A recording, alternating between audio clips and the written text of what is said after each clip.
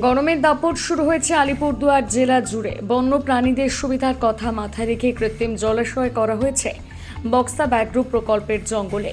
বক্সা ব্যাঘ্র প্রকল্পের জঙ্গলে রাজা ভাতখাওয়া রেঞ্জ অন্তর্গত কোর এরিয়াগুলোতে 9টি কৃত্রিম জলাশয় তৈরি করা হয়েছে। বৈচিত্র্যময় বক্সা জঙ্গলে রয়েছে হাতি, বাইসন, হরিণ সহ নানান বন্যপ্রাণী। বন্যপ্রাণীদের তৃষ্ণা মেটাতে উদ্যোগী বন দপ্তর। জঙ্গলের ভেতরে তৈরি হয়েছে কৃত্রিম জলাশয়। জানা গিয়েছে প্রতিদিন ট্যাঙ্কার নিয়ে গিয়ে সেখানে জল পরিপূর্ণ রাখা হচ্ছে। এ বিষয়ে রাজা ভাতখাওয়া রেঞ্জ অফিসার অমলেন্দু মাঝি কি জানিয়েছেন শোনাবো। জানা যাচ্ছে জলাশয় শুকিয়ে যাচ্ছে, অসুবিধা হচ্ছে, কি ব্যবস্থা নিচ্ছি?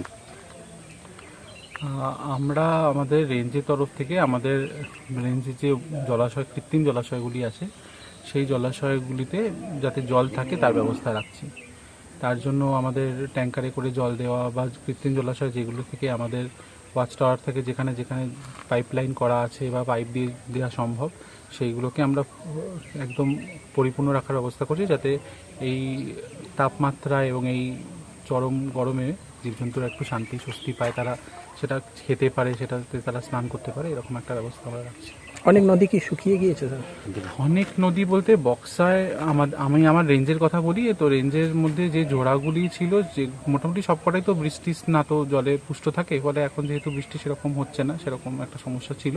তবে দু একদিনের বৃষ্টি হওয়াতে জঙ্গলের ভেতরে একটু স্বস্তি ফিরে এসছে, জঙ্গলের ভেতরে তাপমাত্রাও কমেছে, জীবজন্তু বেশ মানে সবুজটা ফিরে আসছে, ফলে আমাদের কাজ করতেও ভালো লাগছে জঙ্গলের ভেতরে। আরেকটু বৃষ্টি হওয়া দরকার।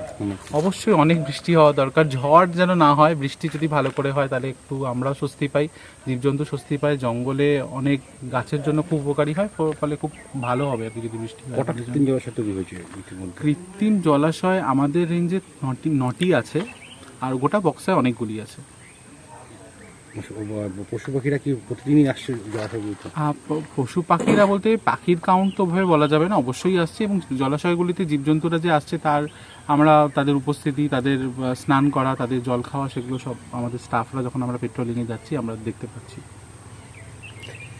বড়বাবু বলছি, পর্যটকদের কিরকম আনাগোনা চলছে?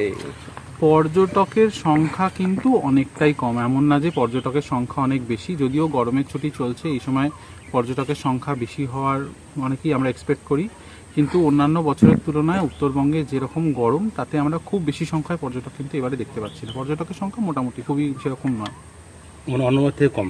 হ্যাঁ অনেকটাই কম, পর্যটকের আসা, এনকোয়ারি, খোঁজখবর নেওয়া অনেকটাই কম। কি মনে করে এই অতিরিক্ত গরমের জন্য? গরমের জন্যই মানে মানুষ এই গরমে এখানে এসে তারাও বুঝতে পারছে যে উত্তরবঙ্গে তাপমাত্রা যেটা ছিল না এত বেশি, এত তাপমাত্রা থাকার কারণে একদম প্যাচপ্যাচে একটা ওয়েদার, যেখানে সবসময় সবাই ঘরমাক্ত হয়ে থাকছি, সেই কারণেই বোধহয় আসতে চাইছেন না।